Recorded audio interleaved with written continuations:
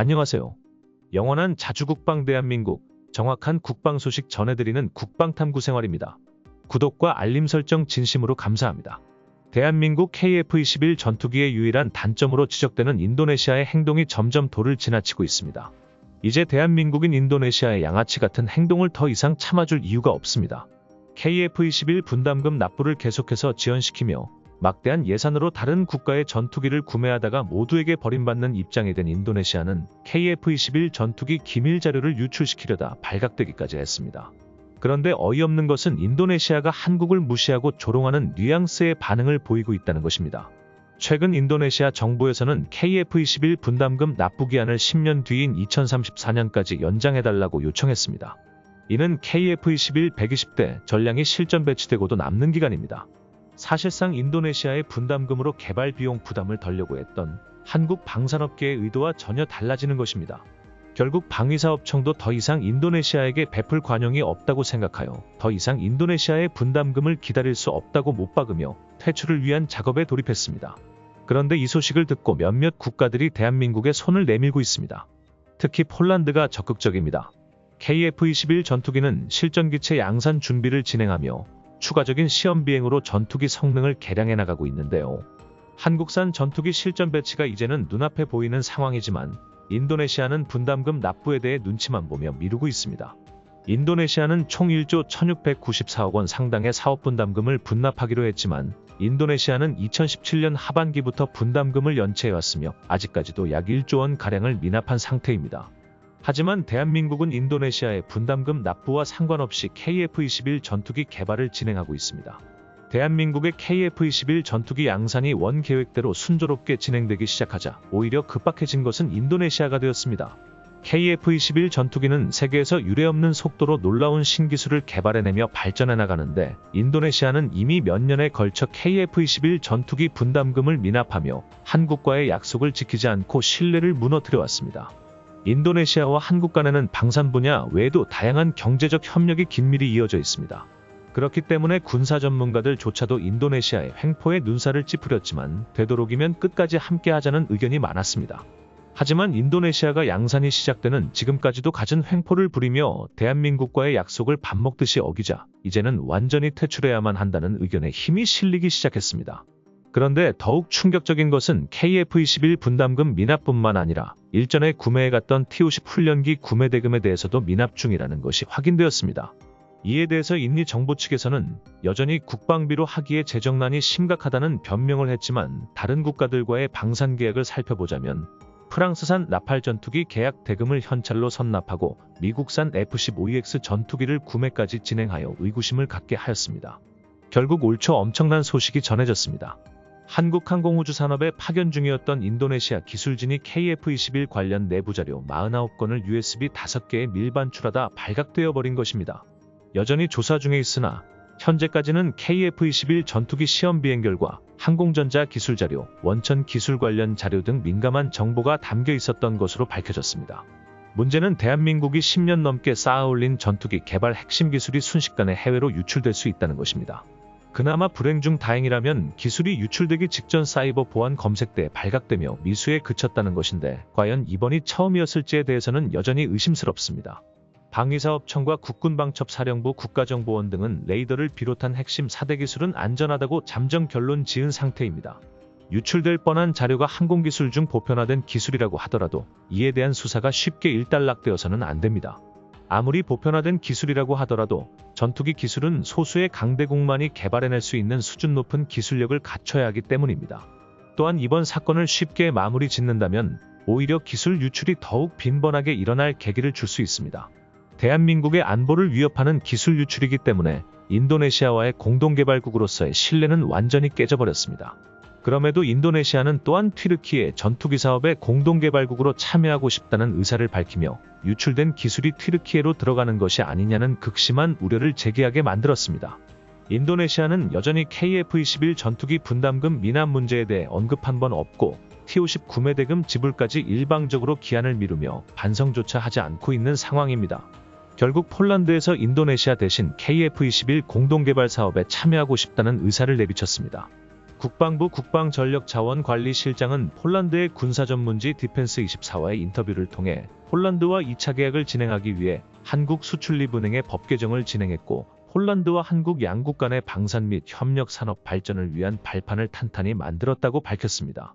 폴란드 측에서는 이로 인해 무기계약의 불확실성이 해소되었다며 한국과의 방산 협력을 발전시키겠다고 전했습니다. 폴란드 부아디스와프 국방장관은 FA-50 전투기와 K2 흑표 전차를 비롯해 현재 세계 전투기 시장에서 가장 주목받는 한국산 KF-21 전투기까지 눈여겨보고 있다고 밝혔습니다. 사실 한국산 KF-21 전투기의 가성비는 굉장히 놀랍습니다.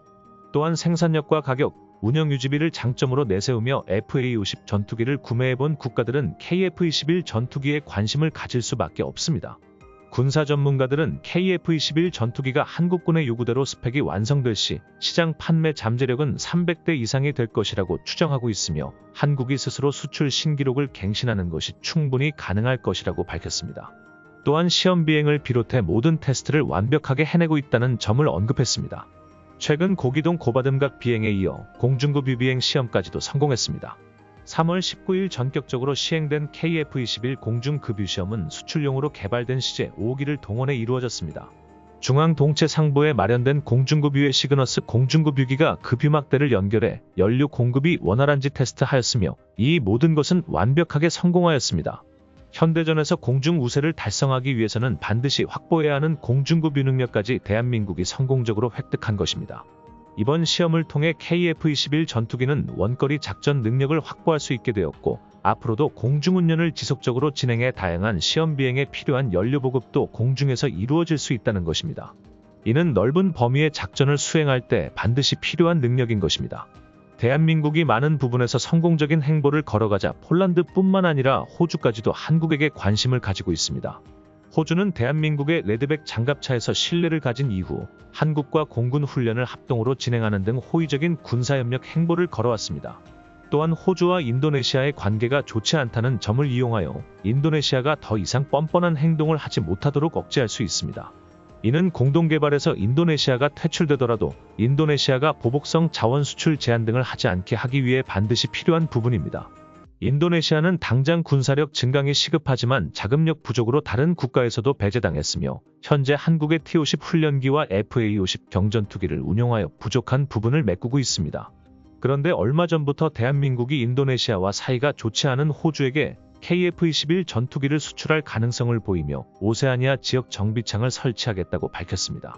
인도네시아는 앞서 한국으로부터 완제품 도입 형태로 T-50 전투기 총 18대, FA-50 경공격기 4대를 도입하여 운용 중인데요. 이런 상황에서 우리가 호주에게 레드백 장갑차를 포함한 K9 자주포와 KF-21 전투기를 수출하여 오세아니아 지역 정비창까지 마련한다면 인도네시아로서는 당장 운영 중인 T-50의 정비를 자국에서 정비하기 어려워진다는 문제가 생깁니다. 또한 호주와의 껄끄러운 관계가 인도네시아에게 상당한 불편함을 줄 것으로 예상됩니다. 대한민국은 공동개발국 대체 이외에도 플랜 B가 필요했는데, 마침 호주가 대한민국의 FA-50과 KF-21 전투기 도입에 대해 큰 관심을 보여 상황은 역전되고 있습니다. 호주 역시 한국산 무기에 깊은 관심을 가지고 구형 전투기를 대체하기 위해 KF-21 전투기를 후보 명단에 올렸습니다. 이렇게 된다면 인도네시아 대신 오세아니아 지역을 포괄하는 호주 정비창 설치를 염두에 두고 있습니다. 인도네시아는 중국과 관계가 악화됨에 따라 군사력 증강이 필요해지고 있는 상황입니다. 그런데 인도네시아에서는 KF-21 전투기 분담금 내는 것과 T-50 추가 도입까지 모조리 포기하며 스웨덴의 그리펜과 같은 다른 전투기를 도입하겠다고 이야기하고 있습니다. 사실 이는 한국 전투기 금액 상승을 야기시킬 것이라는 우려가 많았지만 이미 양산 예산은 확정되었습니다. 이제는 인도네시아 퇴출이 완전히 가시화된 것입니다. 인도네시아는 자신들의 입장에 대한 고려 없이 대한민국의 기술력을 폄하하는 보도를 이어왔지만 이제는 완전히 상황이 바뀐 것입니다. 인도네시아는 말도 안 될 정도로 많은 규모의 전투기 및 무기 구입을 진행하면서도 대한민국에게 미납금 납부를 빌미로 100% 기술 이전을 요구해왔습니다. 하지만 한국은 이에 대해 절대 기술 이전은 불가하다는 입장을 보였고, 지난 10월 마지막 경고를 날리며 파탄 직전의 상황에 다다랐습니다.